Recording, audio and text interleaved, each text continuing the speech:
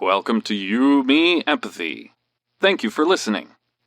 We would like to remind you that this podcast is for informational and entertainment purposes only, and is not a substitute for medical advice, diagnosis, or treatment. Known as just a silly boy with a feely heart. Please consider supporting the show. Check us out on Patreon or simply leave a review on iTunes. Here's your host and creator of the show, Known Wells. Hello, everyone. Welcome to You, Me, Empathy. My name is Known Wells, and I am the creator and host of this show. This is episode 28. I sit down with my friend Elizabeth Laime of the Totally Laime podcast. We talk about grief as a parent, from talking to our kids about grief to protecting our kids from pain. Elizabeth also opens up about being a parent, mental health in parenting, how she was impacted by the loss of her own parents, the balance between what she tells her kids and what she wants to protect her children from, finding her identity, using humor to process her feelings and grief, and some mental health tips for parents and for folks dealing with grief. So it's a really good episode. It's a little bit on the shorter side, this episode.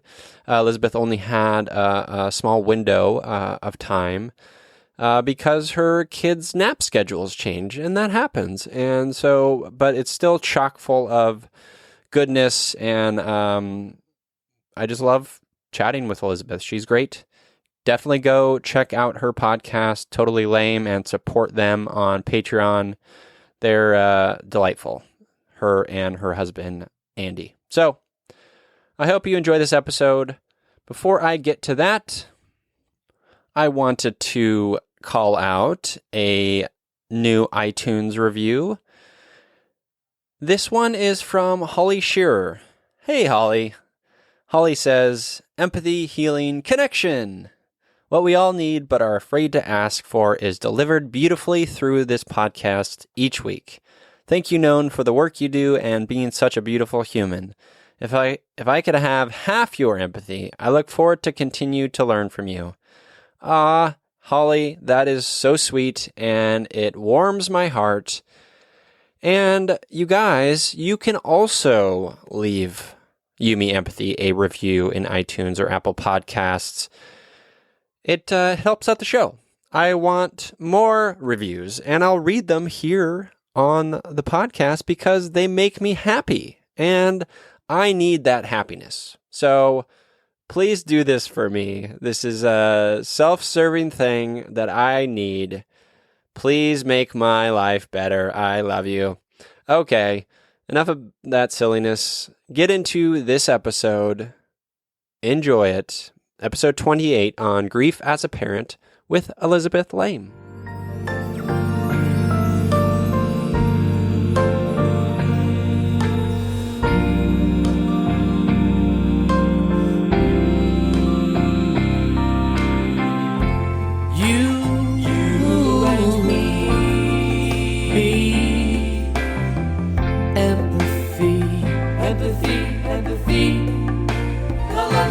La la la, you,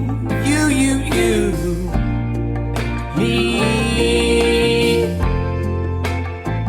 empathy, yeah, la la la. Welcome to You, Me, Empathy, a podcast about exploring the struggles we face in our day-to-day lives as humans trying to get by on this wondrous and overwhelming pale blue dot.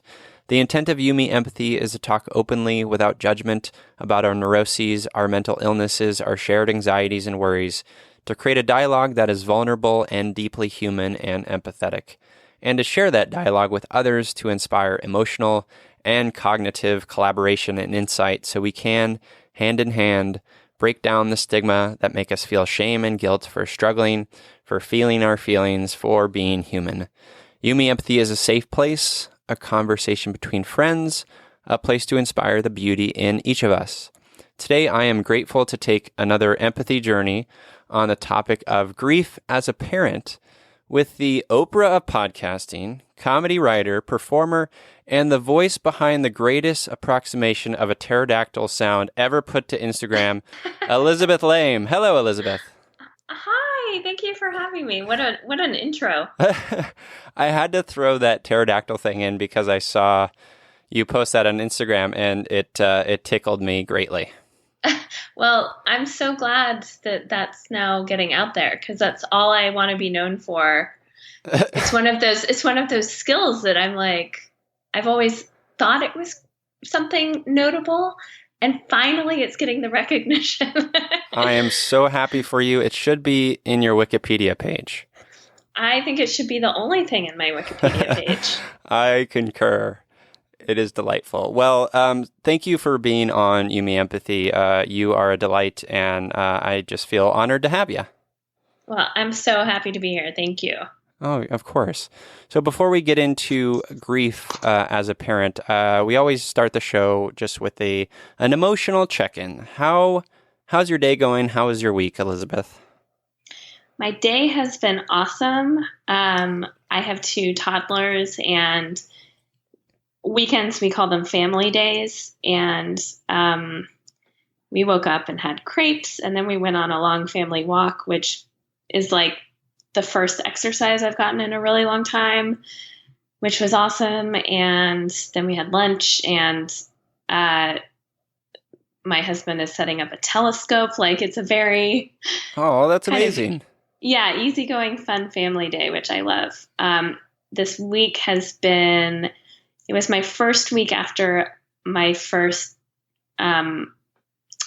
staff writing job for TV, which was for the last 5 months. And it was hard. It was like a strange reentry into life and being back with the kids, because my husband had really picked up the slack during my job, and I missed them terribly. But it's also just, it's switching gears very abruptly. And in the meantime, I thought I'd have like a few weeks of just relaxing, but the panic of not working and what job is happening next started like Monday at 9:30.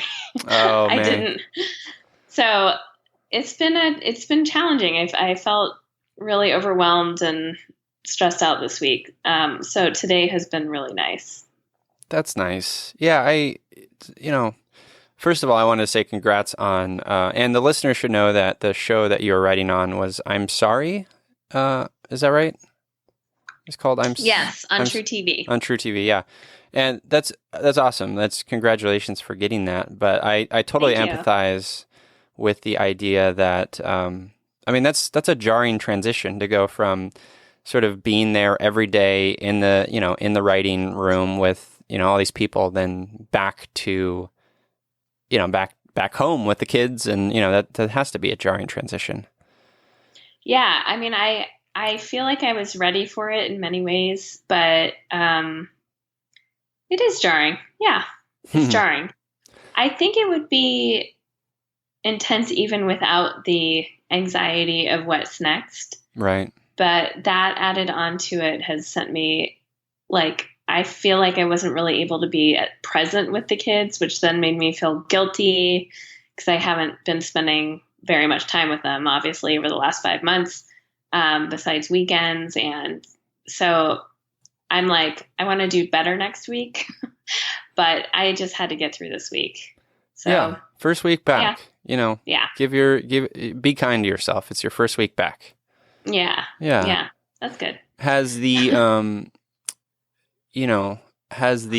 being on that show, do you feel like you have maybe a little better shot at getting maybe a second writing gig? Oh, definitely. Yeah. That's good. I'm not even worried about not getting another gig. It's just like, when is it going to happen? Will it happen like soon enough that financially things aren't dire? I don't know. It's more about timing and stuff, or like how long.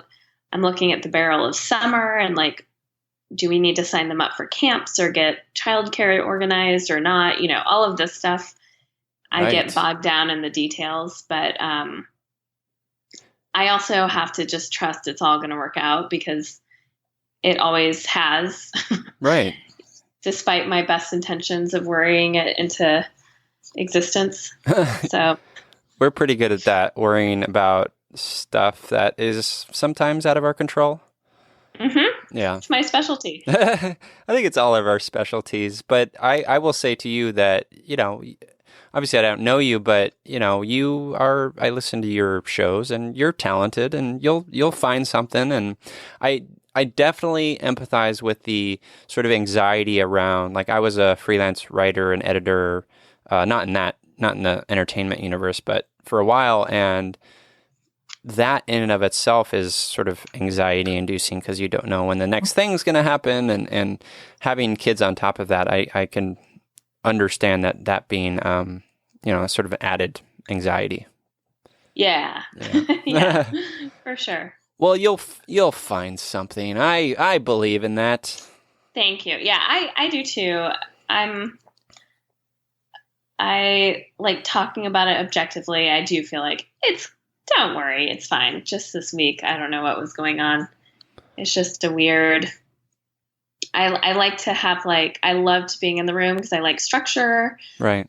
I like knowing what's happening and like looking ahead and seeing what's coming, which is part of this industry. You just don't have that luxury beyond small chunks of that. So I think I just have to adjust to the unknown and, Yeah. try to be present is the best I can do. So yeah, that's great. Great advice. Well, I'm going to skip my emotional check-in this week because my emotions don't matter. No, I'm just kidding. Because we only have you for a little bit of time, and I want to get into your story, Elizabeth, and explore this topic of grief as a parent. And obviously, I am not a parent of humans. I'm a parent of creatures, but I think the idea of grief as a parent is a really important topic. And I want to maybe start with your experience with grief before you were a parent. Sure. It's what I lead with. Right. I realized the other day, I was like, I don't think I have that much more time to lead with this as I get older and older. But kind of the defining thing in my life that happened was when I was 19, my mom passed away from cancer. And then 10 months later, my dad passed away. So I really kind of look at my life as before that and then since then. Because it really, I think at any point when you lose a parent, it is like, regardless of your relationship, and even people who have, negative relationships with their parents can, I think, come with even more or a different sort of devastation. But I had really positive relationships with my parents. And I think during that time when it was such a pivotal, rite of passage into adulthood, and I just had to grow up immediately, but I wasn't a grown up, was really challenging in a way that I think I've probably just processed it in the last 5 or 6 years, how profoundly it really did affect me. And part of the way I've processed it is because I talk about it all the time still. I'm 38 now, so almost 20 years later. And I think to what we're talking about today, one of the things that really opened that up for me has been becoming a mother. Mm-hmm. So the grief I went through was, obviously, I think profound. And how did you, sorry to interrupt, but I'm curious about how, first of all, I'm deeply sorry. That's, no one should have to go through that.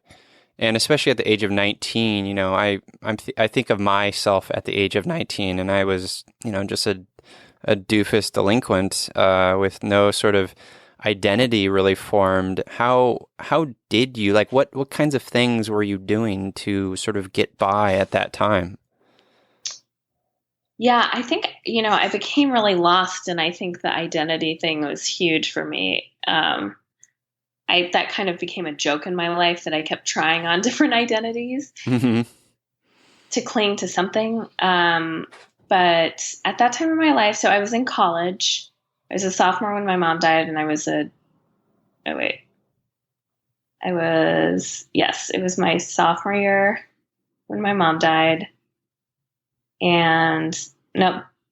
Yes. Sorry. I get them all mixed up. I guess That's I was okay. a junior when my dad died.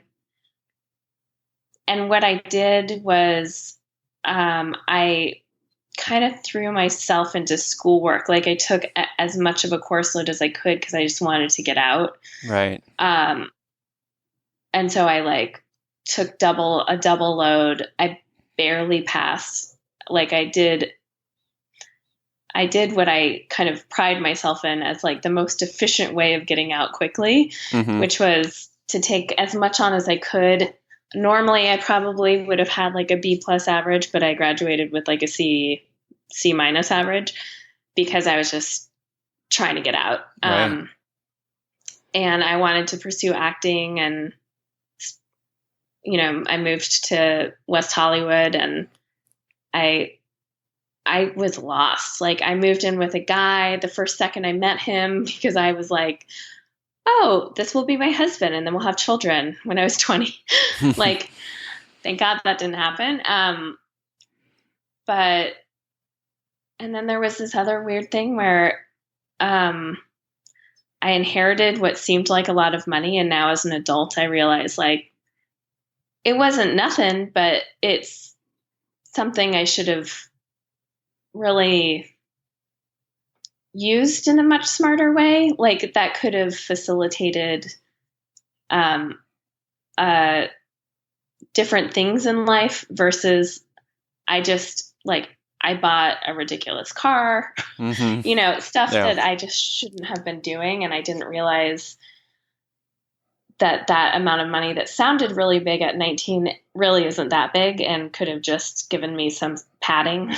So there were things I was doing, and I have my sister who's 3 years older than me, but she graduated from college and was falling in love with her future husband and kind of was starting a life, whereas I feel like I was just leaving a life. Right.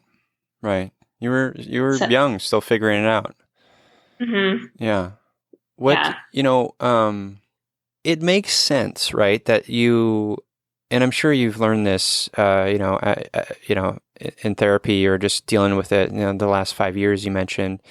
It makes sense you go through a trauma like that, an inexplicable one, right? That makes us feel out of control, and we want to, you sort of delve deep into school, and you sort of took that on as this will be my focus, and you sort of took probably more on than you would have normally, and then you use money to buy things that you maybe didn't need. That behavior makes total sense to me after experiencing a trauma like that, because you probably, I guess I'm asking, you probably felt a little out of control, right?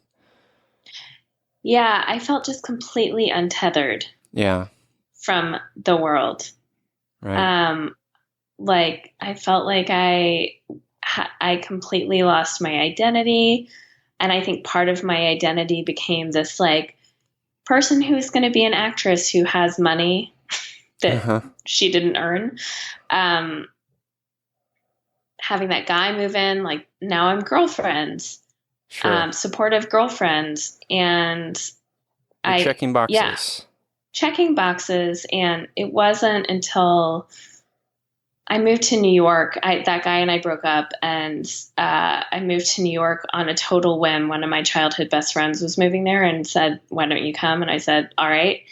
And it was with that group of friends who had known me for so long, and being in a city where whoever you are, I don't know, something about the city having its own identity. It just gave me a sense of security. Okay. And it felt like this is something I would have been doing potentially, even if my parents were alive. I would be going out on my own, moving to New York, maybe. And it gave me like a sense of, individualism. Because before I was always like, if my parents were alive, what would I be doing? I Sure. had no idea. And then also with those friends, like laughing and realizing I was funny. I'd kind of forgotten that. And therapy definitely helped. I mean, the grief continued and continues to this day. Is just a different version of it. But I was really, when I think about that time after college from like 20 years old to 23, it literally, my memories are in like sepia tones. It's not even in color. Wow. It just was like kind of not meaningless, but like there was no depth to my experience. Right. Yeah, that's well put. It was muted. You were Muted, doing exactly. what you That's could to get by. Exactly. In New York, when you were in New York, you had mentioned, I think, that, in some interview or something, I forget where, but that humor sort of helped you grieve. Can you talk about that a little bit? Definitely. I mean, it still does to this day. Like in the I'm Sorry writer's room, I did lots of dead parent jokes, and I find a lot of joy in that. And well, first of all, I think humor as a tool of identity was super helpful for me. Like I started doing stand up, and I mean, it wasn't great, but I just self-identifying as this thing that I felt like was really positive was important. And then just being able to use humor to deal with challenges in general is, I think, one of the greatest tools at our disposal. Because, and I just read Eckhart Tolle's The Power of Now, like a couple of months ago. Sure.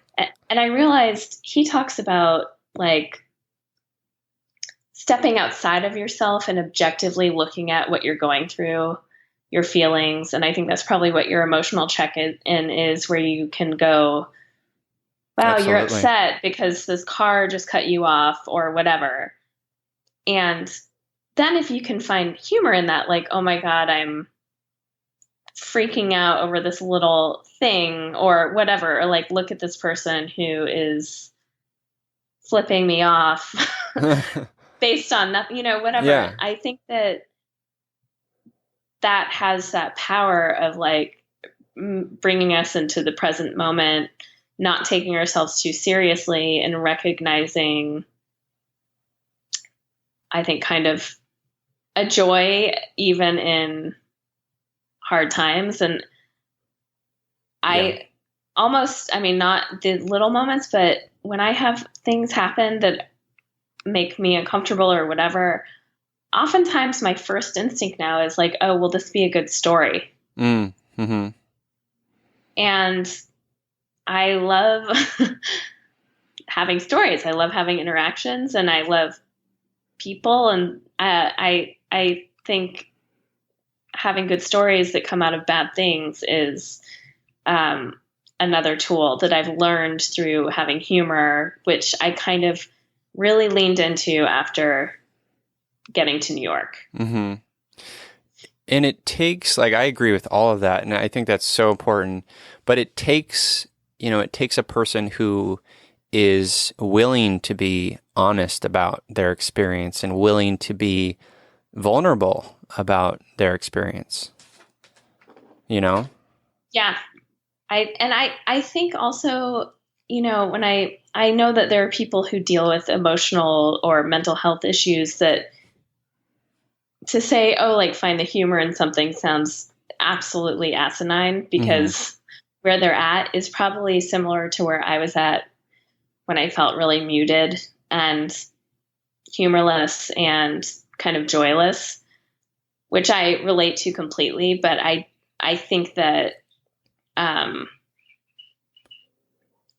that's kind of a beautiful thing coming from feeling pain and suffering, is you kind of do have to be vulnerable. Yeah, absolutely. And then from that can grow, the ability to find joy in stories and stuff, even when things are going terribly. Yeah. We're not always going to be successful. We're going to, I always say on this show that all emotions are valid.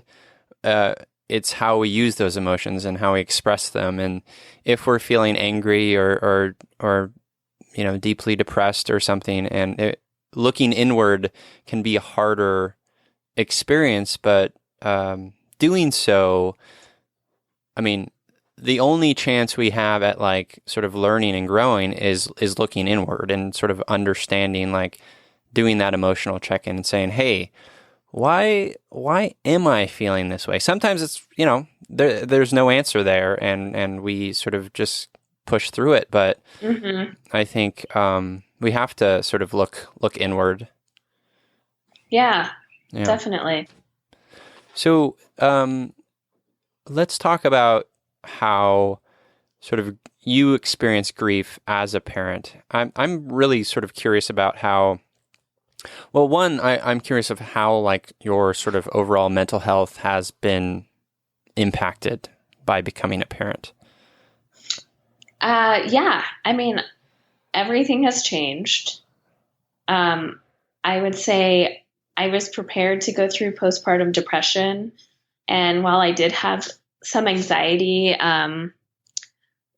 oftentimes postpartum depression will present as just overwhelming anxiety that you're going to hurt the baby, or you're not equipped to do this, or it can be paralyzing because it's just this fragile thing that depends on you. So I was lucky enough to avoid that, and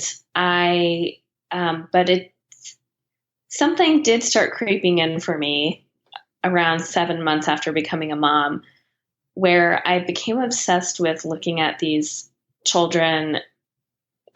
There were a couple of, I don't even know how I found them, but these kids on Instagram who were battling cancer. And I mean, it was devastating. And I became obsessed and terrified with the idea of that happening to us. To a point where it got me back into therapy and back on medication, which definitely helped. But it was it seemed so obvious that my mom passed away from cancer. And while I was very close to and loved my dad, my mom was really my, I still think of her as a soulmate. I don't know what the deal is after we die, but I feel like, she's a special something to me here and beyond. Yeah. And so when they died, they were really the most important people in my life, and especially my mom. And when you have a child, even as I love my husband so much, and he actually, to me, represented a retethering of me to the world in a huge way. Yeah. Yeah. He's, I feel like everything wonderful in my life right now is like directly related to us, me, Well, he's a psychic, so he saw the future. Yeah, exactly. So for your listeners, I call him Psychic Andy. He's good at guessing numbers. But I won't say he's completely psychic, but a girl can dream. Anyway, so having a child is now, this thing is the most important human in my life.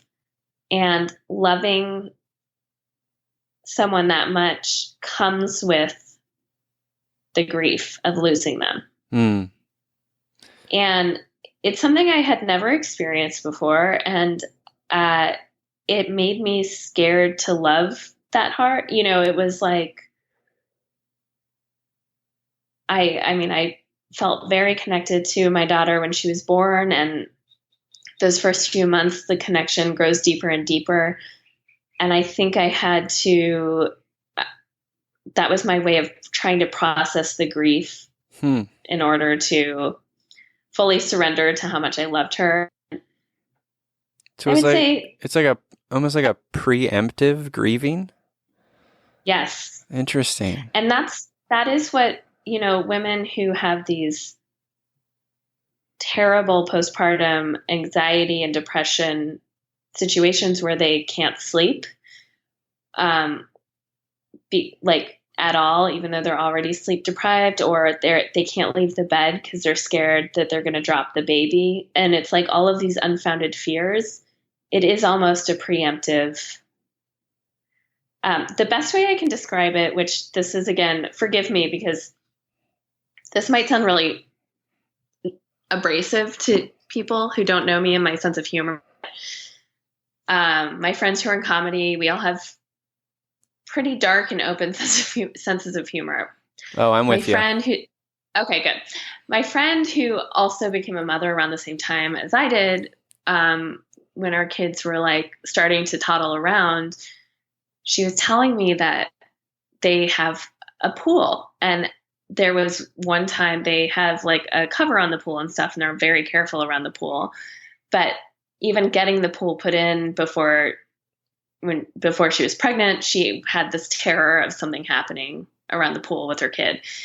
And one day she thought their babysitter was watching him. The babysitter thought she was him, and they just both realized that no one had had eyes on him for 2 minutes. And she like started running to the pool. And she said in those seconds, her thought process went from like, oh my God, I'm going to see him in the pool, to like, okay, and by the way, he was totally fine. He wasn't near the pool. Oh, but good.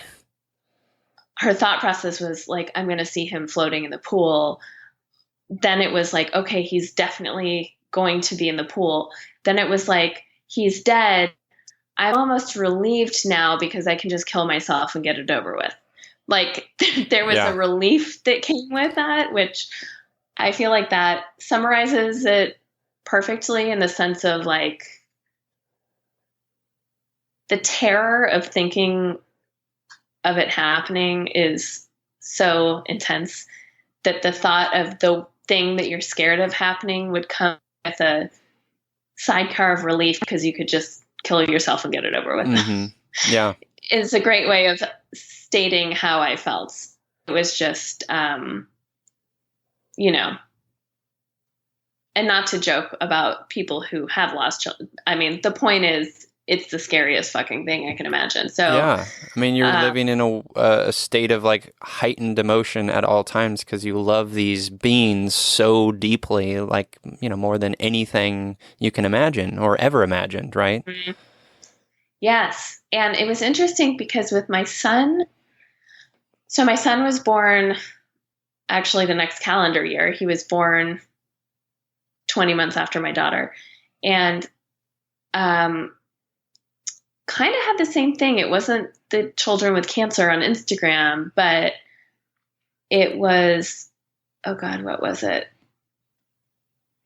It was just anytime my husband left with one of the kids to go run errands or whatever, I was completely paralyzed and couldn't do anything and was just waiting to hear sirens, or was planning how, like, you know, depending on what happens, you know, what I was going to do. It was going really deep and it was bad. So back into regular therapy I went and it helped immensely. And this is a dark picture. I do want to say this came, I didn't feel the way I think, unfortunately, some moms with postpartum feel, where they're just like, I was living a productive life. Mm-hmm. This just was part of it that I immediately recognized was not healthy or normal, and that could probably be helped with therapy and stuff like that. Right. Do you think your kids have been impacted by your grief? Yes. And that was, I think that is a hard thing to deal with because I don't want to project stuff onto them, but Right. I'm so weird about death and I don't know exactly what I believe in terms of what the point of us being here is and what happens to us after. And I have a lot of mixed emotions around that. And I think, Teddy, my 4-year-old, understands that my parents have died. Okay. And she has had a lot of questions and also a lot of anxiety about death and being scared that she's going to die or being scared that we're going to die. Mm. And I feel uncomfortable lying to her because then I think, well, what happens if I do die? Right. And then that trust is completely shattered for her. And it's been hard to navigate because I do lie to her. I say, we're not going to die. You don't need to worry about that, because her little 4-year-old brain is too little to process any of that. Right. Yeah. But she started to ask something about does everyone die? And I was so glad to dodge that question because I'm not ready for it. But I think that my feelings about it have definitely, and I'm hyper protective of them in a way I think probably isn't true for all parents. I mean, not like obsessively where they don't experience things, but I think I'm a little more, if Andy and I have gone out of town a couple of times and I've left them notes in case something happens, sort of thing. Okay. Wow. So, it's just something I live with and we all function around Yeah. but it is part of our lives for sure. And I hope one thing happened recently that was interesting that I'll share with you about our daughter was at her school, because of the crazy gun culture in our country. They do lockdown drills and they have a cute, cupcake frosting name for this drill. So the kids don't know what it's for. Oh man. But they That's say the depressing. drill. Yeah. They say, cupcake frosting or whatever, and all the kids cram into a place. And they never said what it was for, but out of all of the kids in her class, my daughter was the only one who totally freaked out, burst into tears, doesn't want to do it, is terrified to do it for weeks on end, was saying, I don't want to do cupcake frosting. And I feel like she just knows and is intuitive in that way. And I don't know if it's because of my experience or what I've talked to her about. I mean, I haven't talked to her about that, but I think she has an innate fear of things that maybe other kids don't. And, it breaks to think that's because of me. But that was another situation where I had to lie to her and say, it's just a game. Nothing, bad is ever going to happen. You have to listen to the teachers, because then I'm terrified of what happens if, obviously. So, gosh, that's such a delicate balance, because I'd imagine you deep down want to foster curiosity and honesty in your kids and stuff, and that's a good thing, but also protecting them and understanding that physiologically they can't wrap their brains around it yet. And so when does that happen? I obviously I'm not a parent, but that whole balance it's got to be tough. It is. We wrote stuff about this. And I feel I think it's just age appropriate, and it's also kid dependent, but right. And the truth is there are kids who are going to experience loss at an age where they can't really understand it or process it. And I mean, it makes me jealous of people who are just like super Christian. No, like, here's what you say. It sounds great. Listen, It's a lot easier, it's a right? lot easier. You have a lot of sort of literature to say, hey, this is why it happened, and God works in mysterious ways. Yeah, and there's going to be clouds and rainbows. Yeah. So I think without that roadmap, it is tricky, and I would like to hold off having the bigger discussions as long as possible. But I think when I do, it's going to be very honest. Like, no one really knows. What do you think? And here are some things that some people think this, some people think this, some people think this. I choose to think the thing that gives me the most comfort, that I can also not think is like totally insane. And sometimes that changes. Yeah. Yeah. So, yeah, I don't know. It's definitely what we're talking about is probably the biggest thing I'm nervous about in parenting. Mm-hmm. In terms of like, because I have so much anxiety and stuff around it, I don't want to impart that on my kids, but right. I don't know. So I know we're getting close to the time you need to go. So I want to ask you, what are some dealing with grief as a parent, would you call out any sort of tips or things that you've learned, things that help you, obviously therapy is one, but any sort of like day-to-day things that you do that help you sort of process that grief in a healthy way as sort of this identity as a parent? Yeah.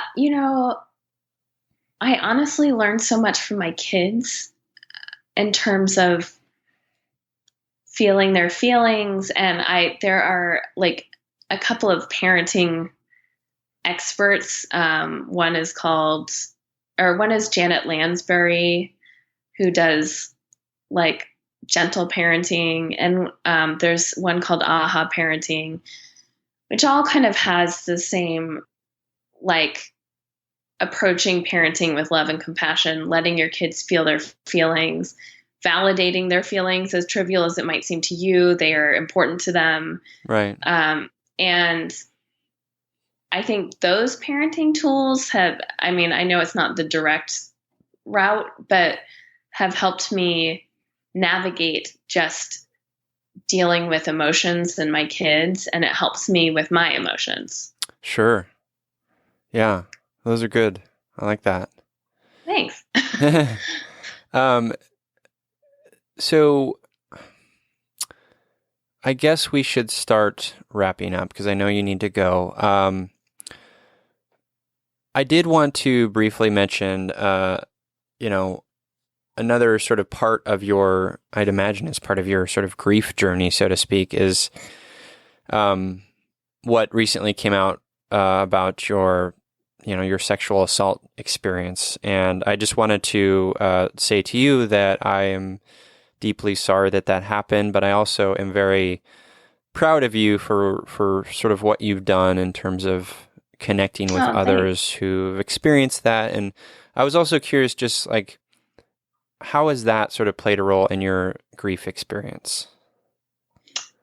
I thank you for that, by the way. And I feel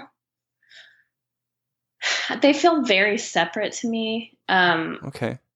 But it's interesting because I will say the assault thing that happened to me, which was by a voiceover coach, and it wasn't as horrific as it definitely could have been, and as some of the other women he assaulted had to deal with.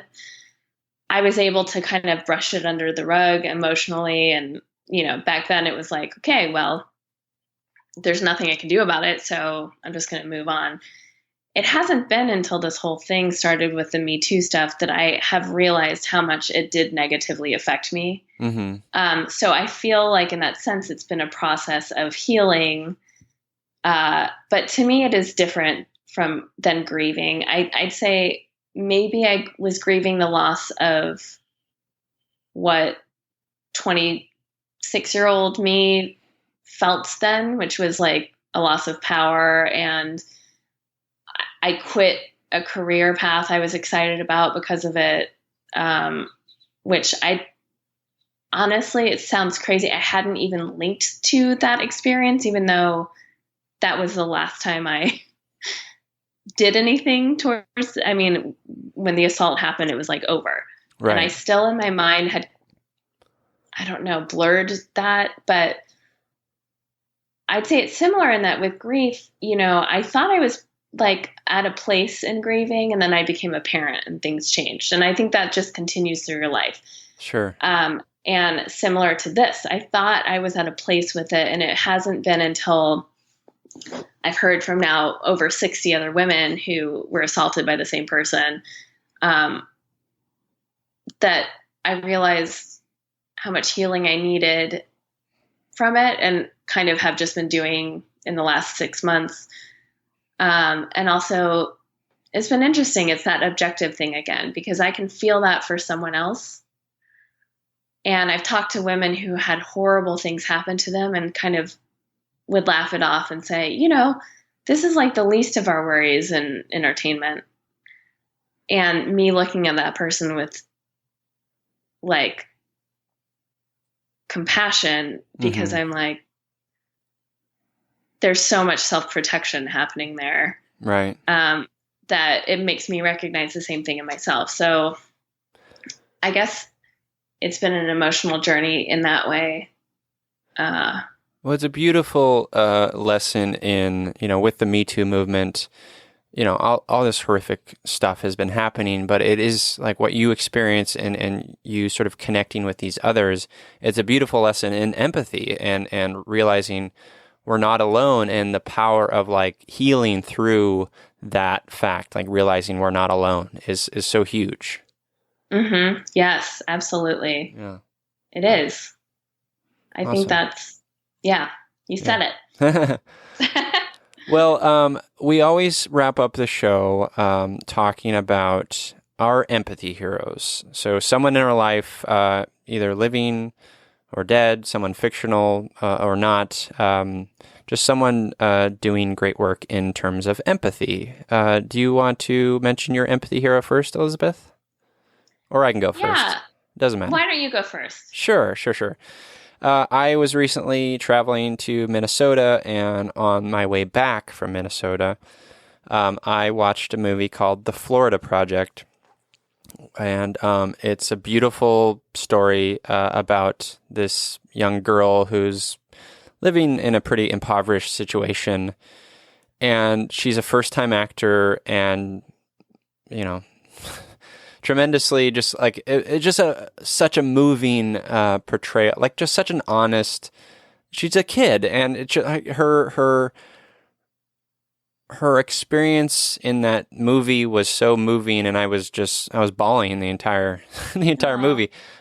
Just such an amazing, just an amazing job, and I forgot that actor's name. I should know the actor's name, but the character's name is Mooney, and she's adorable and just amazing. And everyone should go watch The Florida Project, because it just made me feel sad and depressed and moved to bawl in front of tons of strangers. So I love that. I have it on my desk. I'm going to watch it tonight. I've been like meaning to see it. So it'll make you cry, but it's really worth it.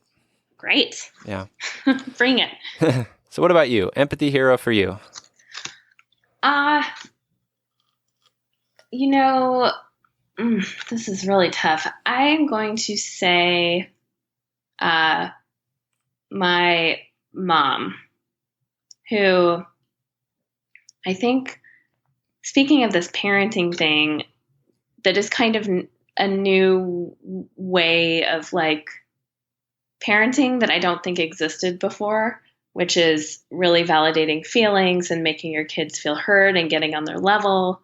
I think my mom did that instinctively, and I know lots of moms have, but I remember her always checking in with me, and asking me what I thought about things. And one time I remember we were at a store and I went to buy something and the salesperson was really rude to me.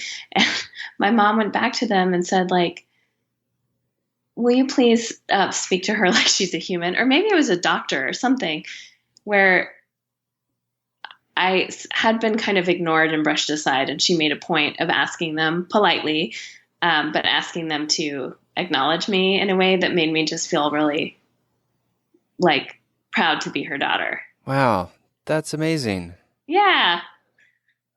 That's so that warms my heart, because I feel like we've all experienced in our lives that moment where there's someone who's your elder and they have this perspective that, people who are younger than them, are less than in some way. And I always sort of despise that perspective. So that's awesome for your mom. Yeah. That's great. Yeah. This is so nice. Well, thank you for being on Yumi Empathy, Elizabeth. I'm glad I was able to chat for the brief time that we had, but I'm really grateful for you and what you're doing. And please tell the listeners where they can connect with you and listen to your awesome podcast. Thank you. I will say, let's see, our podcast, Totally Lame, is on iTunes and, wherever people get them. And then you can find me on Twitter at Totally Laime, and that's Laime, or on Instagram at Elizabeth Laime, Laime. And thank you, Known, so much. I'm really sorry that this had to get cut short. I didn't plan my time accordingly to the new sleep schedule that my children have decided to be on. So I'm really sorry. Oh, don't be sorry. There's no reason for that. Your kids' sleep is more important than my podcast. So no worries. I'm just happy to have you. And so thank you. Thank you. This was lovely.